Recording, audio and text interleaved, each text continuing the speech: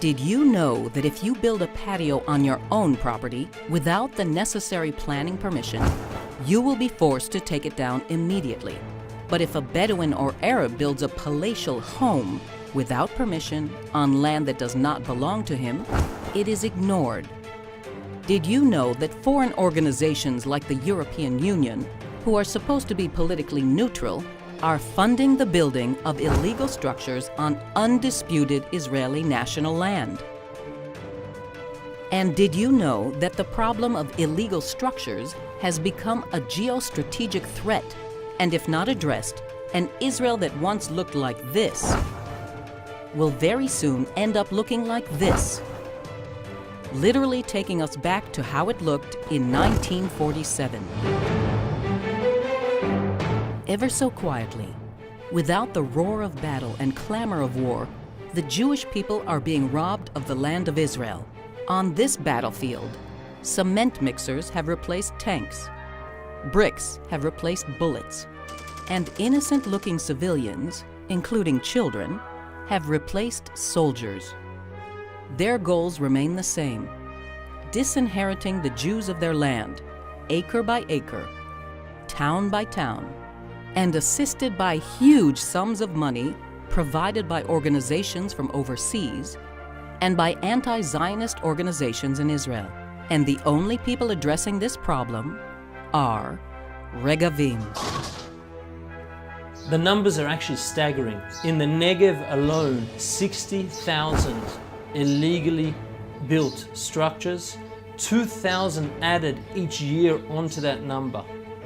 In the north of the country, thousands of structures built illegally, electricity connected illegally, shared between all these illegal buildings, the danger to both people and the surroundings, and that destroys everything good that has been built here.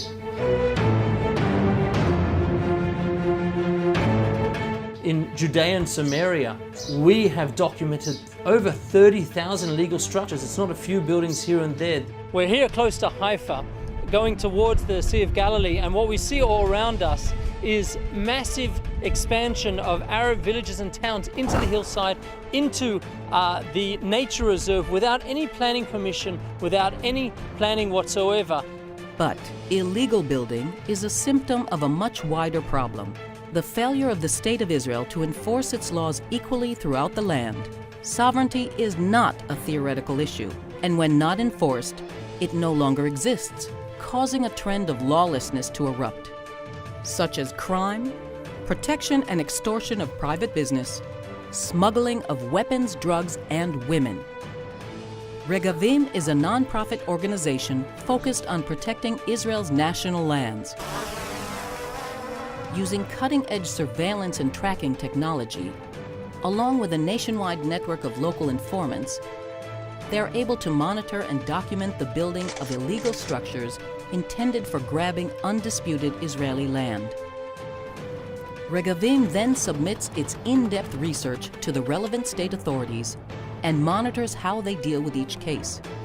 What Regavim seeks to achieve is the equal application of the law, so that the state addresses all cases of illegal building, whether in Tel Aviv or the Negev.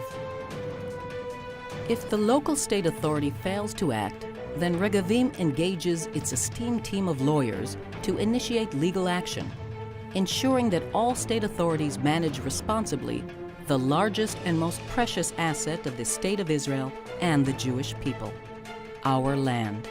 הרבה מאוד כוחות שמפעילים מנופי לחץ על מדינת ישראל, על הממשלה, על רשויות השלטון השונות, ומנסות להפריע להם ליישם את אותה מדיניות ציונית, ורגבים מנסה לייצר את הקונטרה. You see the digging that we were able to stop.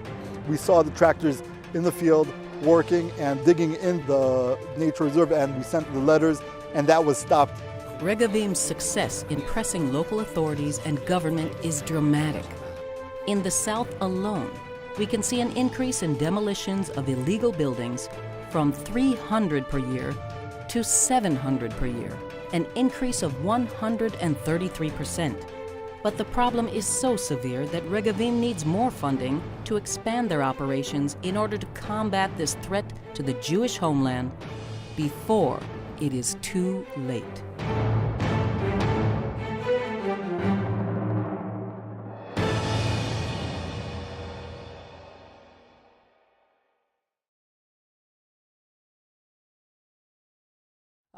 So I've been living in Israel with my family for the last 18 years, and we came to Israel, returned to Israel from Australia. My family got to Australia. My father's a Holocaust survivor, and after the Holocaust, him and his mother, his father was murdered. Him and his mother went out to Australia and brought up his family there, and brought us up very much understanding our history and what he went through and what his family went through, and brought us to Israel, took us to Israel on visits, and connecting the dots, it was very clear to me that the Jews need a country, had a country, and that was Israel, where the problem back then in the Shoah and the Holocaust was that Jews couldn't go anywhere. No country accepted them. No country wanted to take them, and therefore it gave a green light to Hitler and his henchmen to be able to murder them without any repercussions. And that Israel is a place where Jews don't need a visa to get in. And for me, that was important. That was very important. I saw that as the way for Jews to live their way, and the way that the Torah, the Bible, describes. And so I wanted to bring up my family in Israel. So my wife and I set off 18 years ago to Israel, and we built a life there. And I worked in high-tech, being that I got there in the early 90s. That was the beginning of the high-tech boom in Israel. And I'd worked in Australia in computers. So I got into sales and marketing, and I did that for 15 years. But at the time of the Gaza expulsion, I felt that I needed to be more involved. I couldn't just sit on the sidelines and let these events, which are just massive events in terms of the Jewish people returning to its land, after returning then to give up part of that land, for me was a watershed event. And I said, I can't do this high-tech thing anymore. As proud as I am, that still am, was and am, and I spoke about Israel and how its prowess in the high-tech world, and just the brains and how in Israel the Jews there are just building something very special also on the high-tech side, which I believe is part of the prophecy that part of that light unto the nations. But it wasn't enough for me just to be talking about its high-tech prowess. I needed to speak about Israel in a whole. So I took a position as an emissary, went back to Australia to speak to Jews and non-Jews about Israel and about the return of the Jewish people to Israel, and what a special thing it was in our life, and how we can live in a Jewish land with a Jewish calendar, with the new months and the holidays and the Sabbath and everything there being special in that regard. And that can only be special in Israel, because there you're in that Jewish environment. So that led me to, after coming back to Israel, I wanted to stay. I mean, I had the option to go back into high-tech, but I wanted to stay with that message. I wanted to be able to promote that message of how special the return of the Jewish people is to its homeland. And I got involved working in Yehuda and Shomron, in Judea and Samaria, because really, if there's a ground zero, if there's a point, obviously it's Jerusalem. Jerusalem is that center point, but surrounding Jerusalem, the heart is, I would say, if Jerusalem's the heart, well then the lungs are Judea and Samaria. Judea, Yehuda, I mean that's where the word Jew comes from, Yehudim, we're indigenous to that area. And what I realized was the battleground is over those areas, and it's very clear to me why it's over those areas, because the world knows if we can extract Jerusalem, if we can extract Shechem, Joseph's tomb, if we can extract Hebron, the tomb of our forefathers and mothers, if we can extract that out of the Jewish country, well then the Jewish country won't be the Jewish country anymore. It'll just be a collection of Jews in a location close to potentially historically where they once were. So it became very clear to me that the battleground was being set, and it was what felt like the world trying to take away the assets of the Jewish people so as to denude the Jewish people all of that history and of that culture and of its religion. And therefore, what I say very clearly, put the Jews back into another ghetto. a ghetto that's, again, 9 miles wide at a point along the coastland, which was never where the Jews really lived in ancient times. So I started working to buy land, actually, with an organization that was buying land from Arabs legally with good money, and working on an exit strategy for them, because we know Palestinian Authority and any of the Arab countries it's illegal to sell land to Jews. So we would work on an exit strategy for them so that they could take their family and go to a better place for them with the money that we'd buy it from.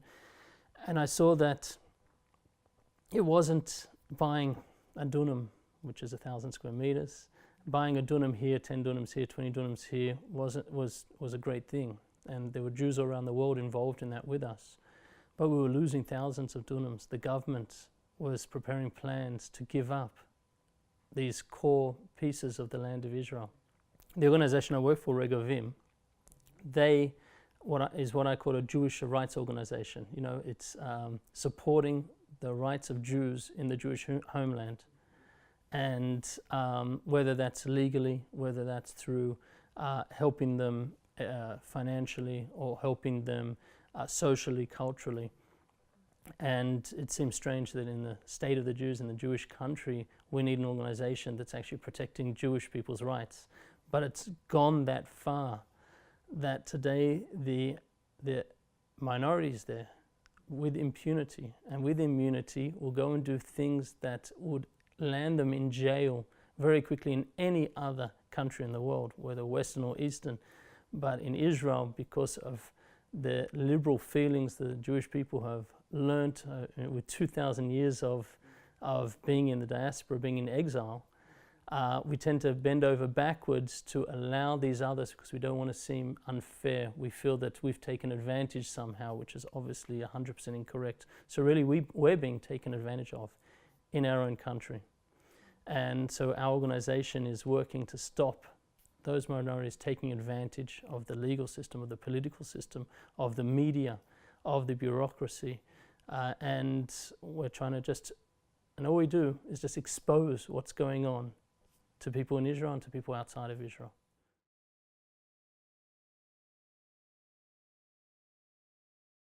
So yeah, a few months ago, I believe it was last summer, last August, I was at an event, a Glenn Beck event in Caesarea, and Pastor Hagee was there and speaking, and it was an amazing event. Of course, the whole stadium was full, but there were statements there that just blew me away, and one was that there are 50 million evangelical Christians who are prepared to stand up behind Israel and with the people of Israel in its return home.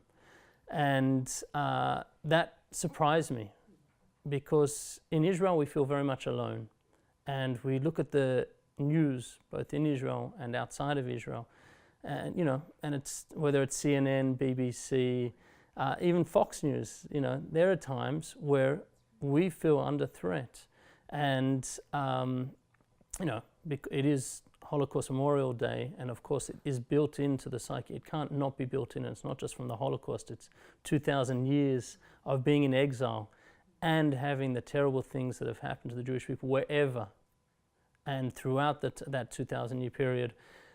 So the Jews very much feel alone. And then hearing that there's this 50 million strong evangelical Christian population out there that's prepared to stand behind Israel, whatever Israel does, knowing that Israel's on the right path, was very special. And then last night, when I heard Laurie Cordoza-Moore and Reverend Allen and speak in these terms, but again in a local gathering here in Tennessee on, again, Memorial Day, the Holocaust Memorial Day, and seeing the reaction of the people in the crowd and really understanding that it was heartfelt. It really came from the bottom of their hearts and from within them, that they had this special connection to the Jewish people and were building this special connection to the Jewish people and relearning those roots. And it made me feel like I wasn't alone. It made me feel that the Jewish people aren't alone at this very special time, but very dangerous time, where we can, paths can be taken that they're incorrect paths. And I really believe that the people of Israel need to hear that they have this support, this wholehearted support, because the people of Israel, it's been not only 64 years, soon 64 years, but it's been 100 years of conflict. And in the middle of that, of course, was the Shoah, the Holocaust. And there are people that are tired in Israel. I'm not tired. And there are a lot of people like me, and they're amazing, amazing people, and they know they're there for the. We say that the people of Israel are there forever. We're Netzach, which is forever. But there are people who are tired, who are saying, "What if we just did this? Couldn't we find a solution? Couldn't we find peace?" Because the Jewish people are always yearning for peace. I mean, from the beginning, we're always yearning for peace. We say it in each and every one of our prayers. So that's also built into our psyche. We're just looking for some peace. We're just looking to live in our land in peace. So there's always these options. What if we did this? What if we did this? What if we did this? Now, a lot of those options are very dangerous. And those options come up because the people of Israel feel alone. And again, if we just heard more and more, and we heard it over and over, and people came to Israel, and people... we have, just to give you an example of what's happening today in Israel, we have what's called the flotilla. Here it is, all in the news, everywhere around the world. Israel's trying to stop these pro-Palestinian peace activists from coming into Israel by plane because they failed trying to get into Gaza by boats in the flotilla. So here's a new way. Buy a ticket, board a plane, come to Israel and protest against what Israel's doing. And this makes the news all throughout Israel. They're talking about it for days. Did we overreact, underreact? Did we do this right? Did we do that? That's, again, part of our psyche. We have to take everything apart. Did we do this right? Did we do that right? But it would be nice, and I know it's happening, but I just don't think it's visually, we don't hear about enough, we don't see enough. I'd like a flotilla of supporters of Israel coming in. And there are thousands, hundreds of thousands each and every year coming in groups, as singles, as couples, with tour groups, with their reverends, with their pastors, with leaders. I want them to come in waving Israeli flags to show the people of Israel that there may be 100 crazy left-wing radicals, what I call anti-peace people out there who make the news each and every day. But there are hundreds of thousands, as Pastor Hagee said, 50 million Christians out there who will support Israel in whatever it does and support Israel to make the right decisions. And for sure, those right decisions, the wrong decision is giving up a piece of our homeland. And knowing that there are these Christians, lovers of Israel out there who support Israel wholeheartedly, will make sure that Israel will make the right decision. So how do we get that message across?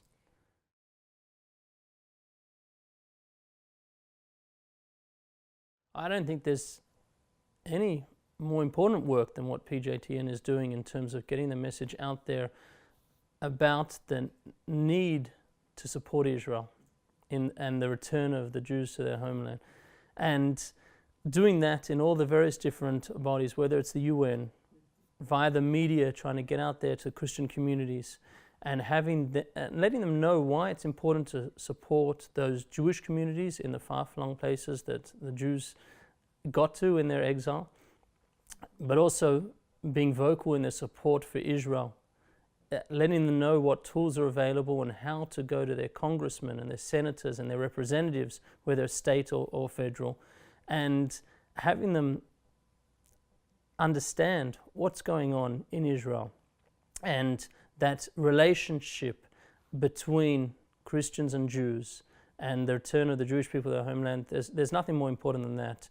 And having people understand what's going on and then trying to broaden that message and get it into the churches and get it into, as I said, the assemblies and the Congress and the Senate, and making sure the representatives understand that it's the people's will to support Israel and support the Jewish people, so that the pressure is reduced. Israel feels like they're under a lot of pressure, whether it's the UN for sure. I mean, Israel's basically given up on the UN. But the American government, the US government, and some things that it says, some things that it does, the pain that we feel in Israel based on what we hear and the pressure we feel our leaders are under, again, makes us feel, yes, we need to make that hard and terrible decision to do this or that.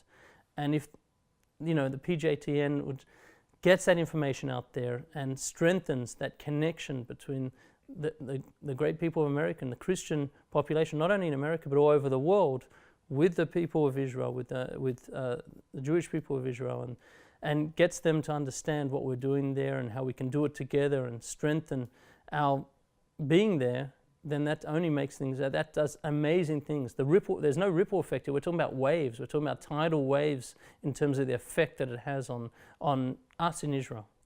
We're at a stage today where the education, the message is urgent. Israel's at crossroads. It has been, but it's coming to a head now.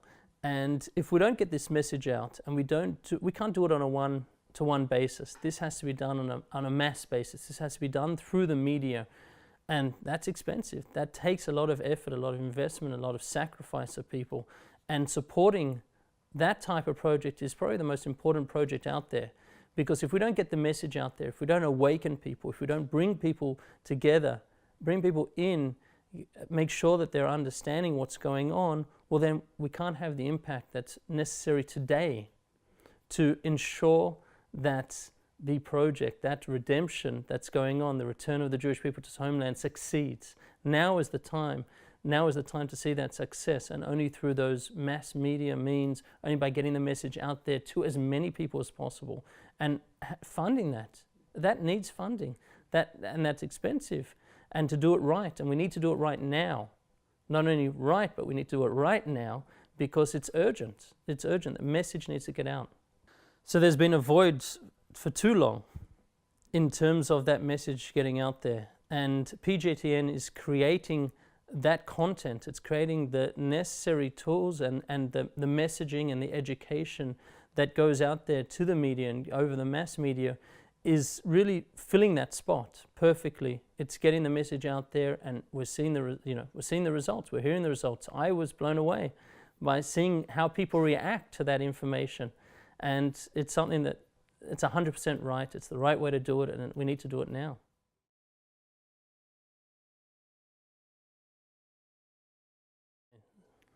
So in Israel, there's something special going on where Bibi Netanyahu, I mean, I was in a conference, again a Christian conference, and he's welcomed there as the King of Israel. I mean, standing ovation after standing ovation, and he speaks very well, and he knows his crowd, and he speaks to his crowd. And the same like in Congress here in the States, he speaks very well, he knows what's, and he feels it. I mean, he has it inside him.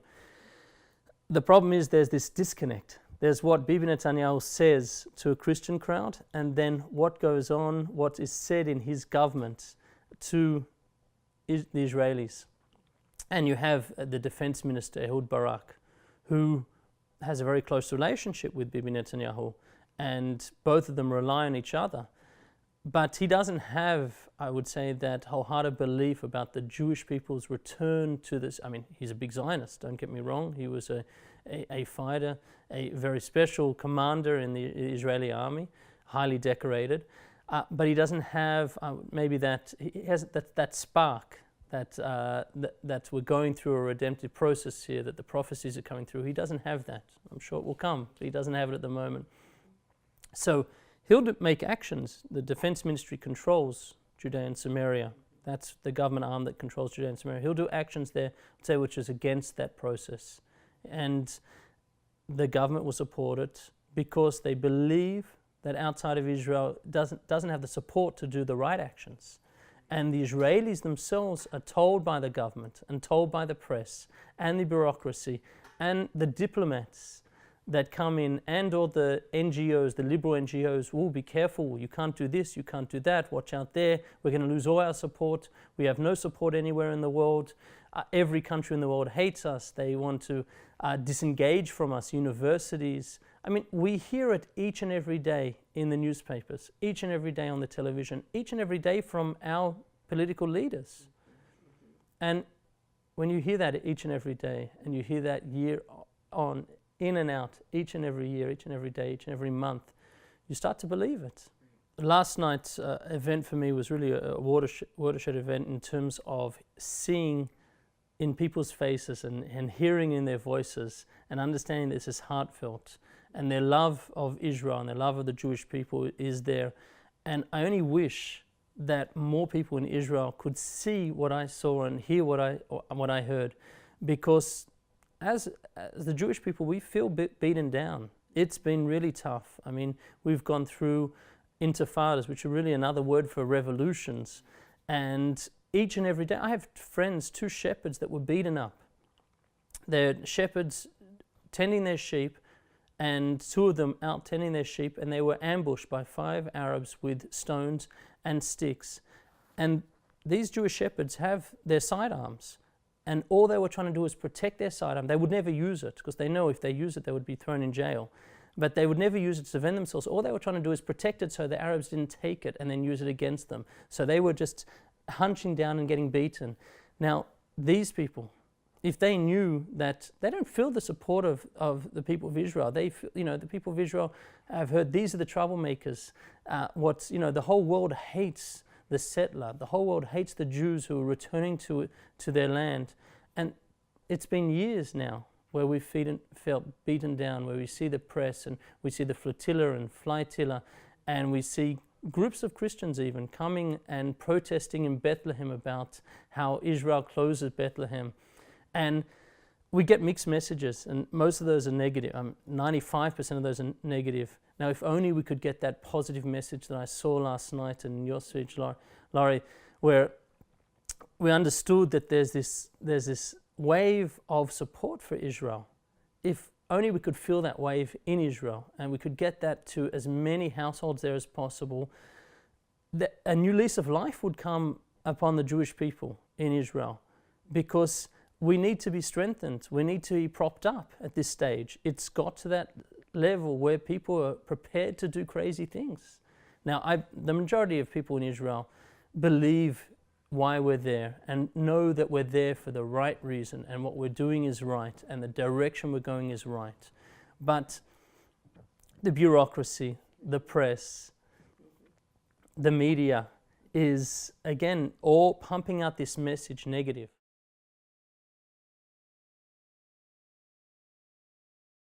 It's very difficult to do it through the general media. To get that message across, the general media is against that message.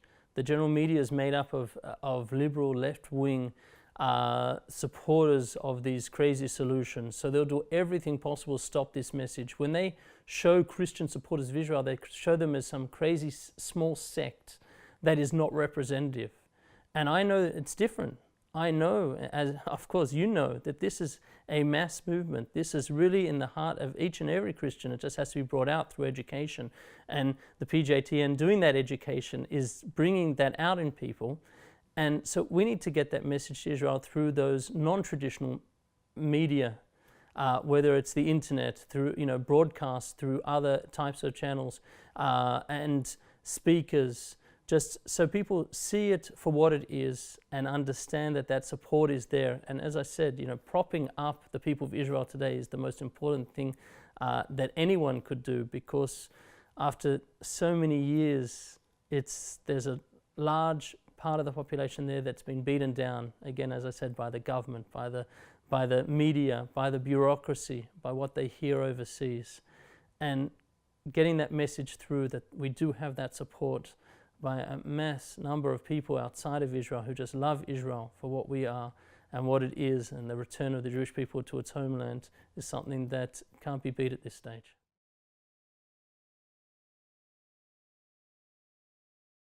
So I arrived in Israel in the early 90s with my wife, and this was the beginning of what I call the high-tech boom in Israel.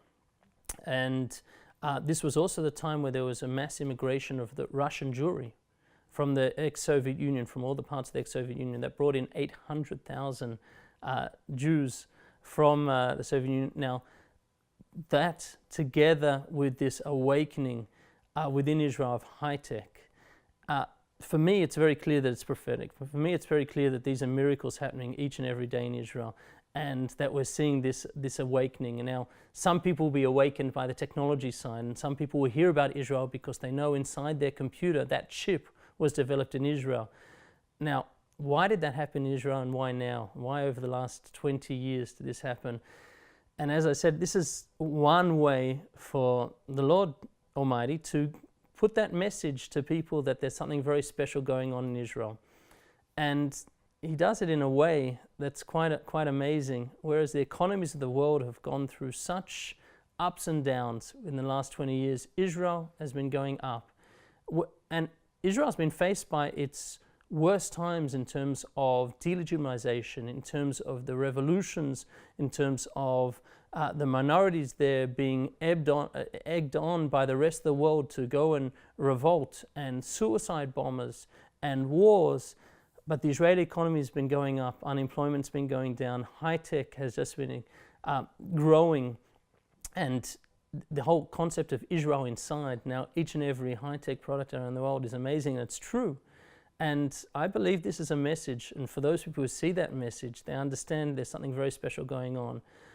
But it's also allowed Israel to grow as a country, Israel to support its people as it should, Israel to build the infrastructure it needs to be a modern country in the modern world, but also support, again, this return of the Jewish people to its homeland. And the infusion of Jews coming from overseas, coming home, and helping that economy has been something special. We've seen so many economies around the world suffer because of a mass immigration, 1/5.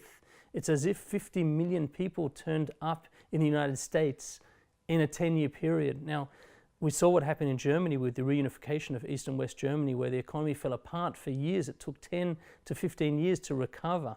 In Israel, it sparked off an amazing economic growth, and that Israel was able to capture these sparks, this power, this energy, and propel itself, the economy forward, was something very special to see, and something you just have to open your eyes in Israel and you see this happening all around you, and it's amazing.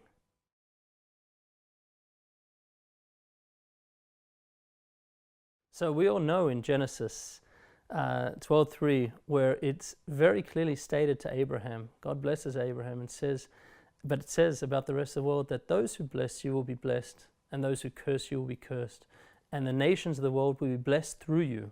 Now that blessing is happening today. We see it through technology, and people don't realize whether they've got diabetes, asthma, heart ailments, cancers.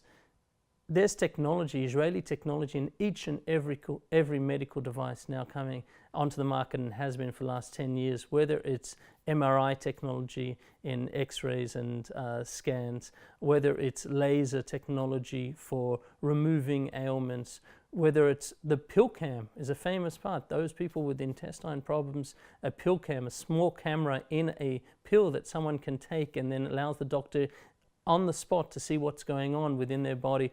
All of these were invented in Israel. And whether it's the computers that are powered by an Intel chip, people don't realize that they're being blessed because of what's going on in Israel. And it's not just those companies that invest in Israel are blessed by their development teams in Israel, just creating the most amazing things. And I know that anyone who believes in Israel today and invests in Israel are going to see a return, a blessing in return, on a lot larger scale than what their investment is, because that's again what God said to Abraham, that the nations will be blessed by blessing Israel.